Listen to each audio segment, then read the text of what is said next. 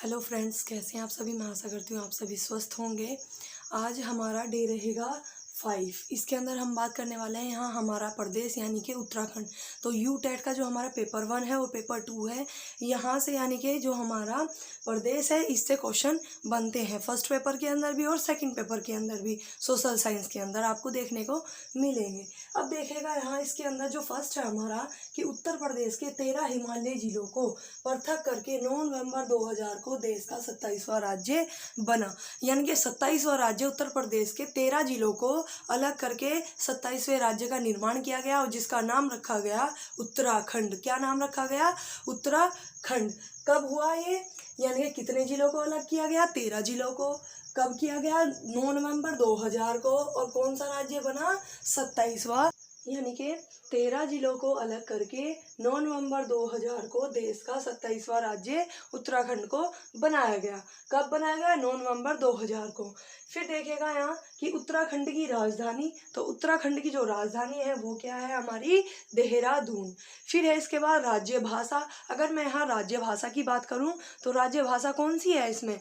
एक हमारी प्रथम होती है, एक हमारी द्वितीय। तो जो हमारी प्रथम राजभाषा है इसके अंदर वो आती है हिंदी और जो हमारी द्वितीय राजभाषा है वो है हमारी संस्कृत। फिर इसके बाद आता है यहाँ विधानसभा सीट। विधानसभा जो सीटें हैं उत्तराखंड के अंदर वो कितनी है? 71। कितनी है? 71। फिर आती है राज्यसभा सीट। तो अगर मैं राज्यसभा सीट की बात करूँ तो ये कितनी है यहाँ? 3। कितनी है? 3। फिर है लोकसभा सीट। अगर मैं यहाँ लोकसभा सीट की बात करूँ तो ये कितनी है यहाँ? 5। फिर देखेगा नेक्स्ट कि उत्तराखंड के प्राचीन नाम। उत्तराखंड के क्या? प्राचीन नाम। तो जो पहले नाम थे इसके, यानी कि उत्तराखंड का जो पहले नाम था वो हमारा देवभूमि भी था, मानस खंड भी था और केदार खंड भी था और उत्तरांचल भी रह चुका है। जो अब वर्तमान में है वो है उत्तराखंड। फिर देखेगा यहाँ पहाड़ों की रानी। तो पहाड़ों की रानी किसको बोला जाता है? मसूरी को। मसूरी को क्या बोला जाता है? पहाड़ों की रानी बोला जाता है। फिर आता है हमारा यहाँ की फूलों की घाटी। यानी कि उत्तराखंड में फूलों की घाटी किसको बोला जाता है यहाँ?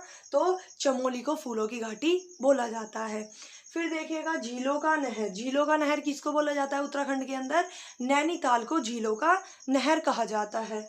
फिर आता है गंगा द्वार। तो गंगा द्वार किसको बोला जाता है? हरिद्वार को। यानी कि हरिद्वार के अंदर हमारी क्या है? गंगा है। तो गंगा द्वार कहाँ है हमारा? हरिद्वार में। फिर देखेगा यहाँ कुछ बांध, यानी कि उत्तराखंड के अंदर जो मेन बांध है यानी कि मुख्य बांध है तो वो 2 हैं। यानी कि एक तो हमारा टिहरी बांध है जो क्या है? बहुत ही प्राचीन बांध है। फिर इसके बाद है कोटेश्वर बांध। क्या है हमारा? टिहरी बांध और कोटेश्वर बांध। ठीक है। अब देखिएगा यहाँ फिर आता है हमारा जिले। क्या आता है? जिले। अब देखेगा यहाँ अगर मैं उत्तराखंड के जिलों की बात करूँ तो इसके लिए मैंने एक ट्रिक बनाई हुई है कि 13 के 13 जिले क्या हो जाए? हमारे याद हो जाए। तो यहाँ देखिएगा सबसे पहला जो हमारा है, यानी कि सबसे पहले तो हम अपनी जो हमारी ट्रिक है इसको देखेंगे। तो इसके अंदर अगर मैं बात करूं तो ऊटी देह चैन है अपी पोरू उवाच। ऊटी देह चैन है अपी पोरू उवाच। यानी कि ये क्या है? यहाँ 13 जिलों को याद करने की एक ट्रिक है। अब देखिएगा कैसे। तो अगर मैं यहाँ ऊ से बात करूं तो ऊ से बना हमारा उधम सिंह नगर। क्या बना? उधम सिंह नगर। फिर देखिएगा टी। टी से बना हमारा टिहरी। क्या बना? टिहरी। फिर देखिएगा दे से बना देहरादून। दे से बना देहरादून। है से बना हरिद्वार। क्या बना? हरिद्वार। फिर देखिएगा च। च से क्या बना? चमोली। क्या बना? चमोली। फिर देखिएगा इसके बाद न। न से क्या बनता है हमारा? नैनीताल। क्या बना? नैनीताल। फिर देखिएगा ऐसे बना अल्मोड़ा। क्या बना? अल्मोड़ा। फिर है पै। तो अगर मैं पी से बात करूं तो ये बना हमारा पिथौरागढ़। क्या बना? पिथौरागढ़ बना। फिर देखेगा यहाँ पो। तो पो से क्या बना हमारा? पौड़ी गढ़वाल। क्या बना? पौड़ी गढ़वाल बना। फिर देखेगा यहाँ रू। तो रू से क्या बना? रुद्रप्रयाग। क्या बना? रुद्रप्रयाग। प्रयाग बना। फिर देखिएगा यहाँ ऊ, तो यहाँ से हमारा उधम सिंह नगर और ऊ से हमारा ये बन गया उत्तरकाशी। क्या बन गया? उत्तरकाशी। फिर देखिएगा यहाँ वाह, तो वाह से क्या बनेगा? वागेश्वर। क्या बनेगा? वागेश्वर। फिर देखिएगा यहाँ चै, तो चै से हमारा एक तो चमोली है और एक है हमारा चंपावत। क्या है? चंपावत। ये देखिएगा अब यहाँ, तो जिले हमारे कितने हैं? 13 हैं, यानी कि उत्तराखंड के अंदर 13 जिले हैं। और इसे याद करने की हमारी ट्रिक है, ऊटी दे है चैन है अपी पोरू उवाच। ऊटी दे है चैन है अपी पोरू उवाच। अगर मैं यहाँ बात करूँ तो ऊ से बना उधम सिंह नगर, टी से बना हमारा टिहरी गढ़वाल, दे से बना देहरादून, है से बना हरिद्वार, और च से बना चमोली, और न से बना यहाँ नैनीताल। फिर अगर मैं यहाँ बात करूँ ए, तो ऐसे बना हमारा अल्मोड़ा, पी से बना पिथौरागढ़, फिर पो, तो पौ से बना हमारा पौड़ी गढ़वाल, फिर रू से बना रुद्रप्रयाग। क्या बना?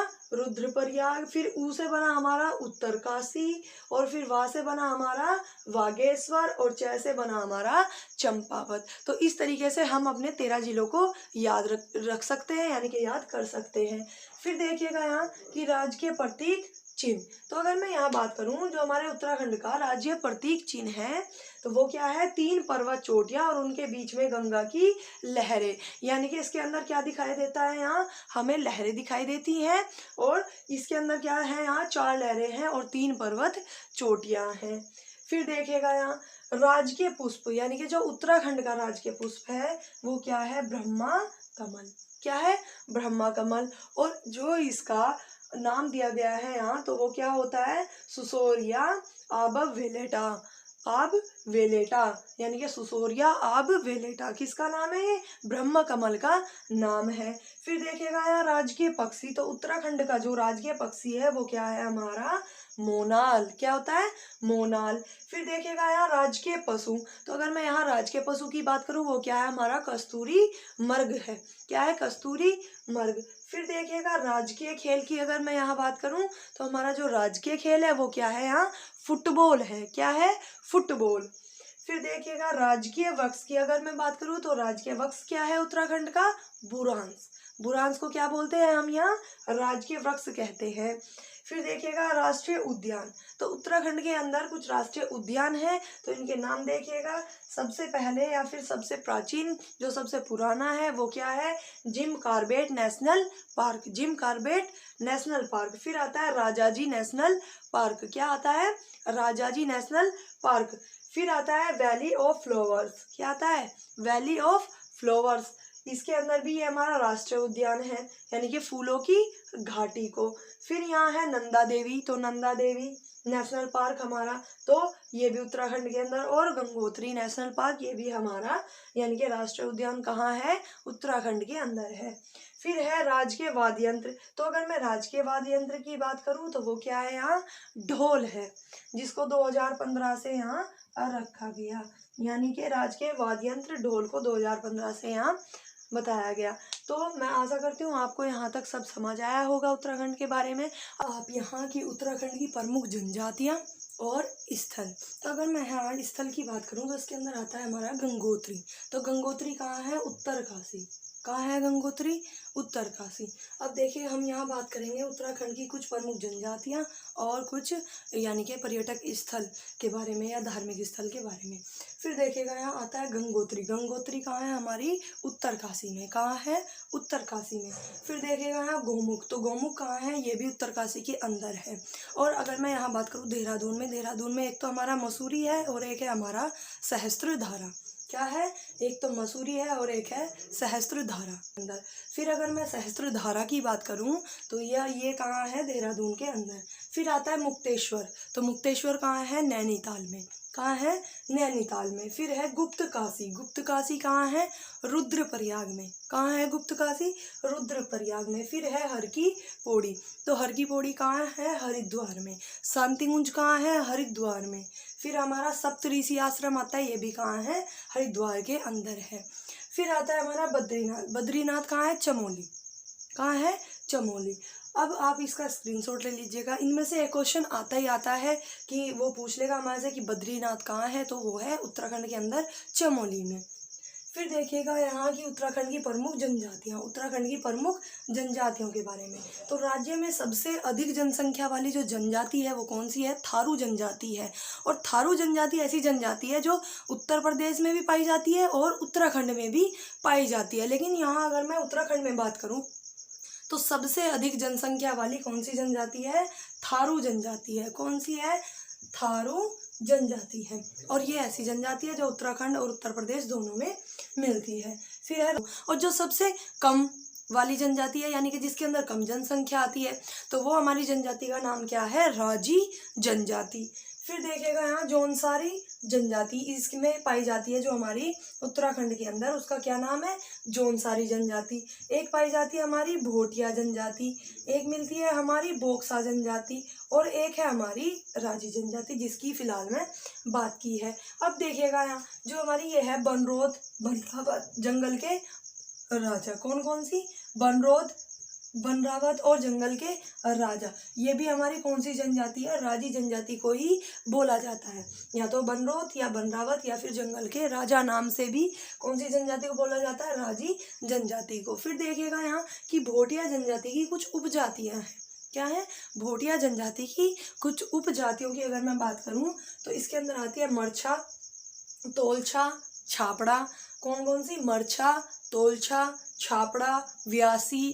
फिर है हमारी जाड़, दमरिया, सोका, जोहरी। ये सारी की सारी क्या हैं? उपजातियां हैं।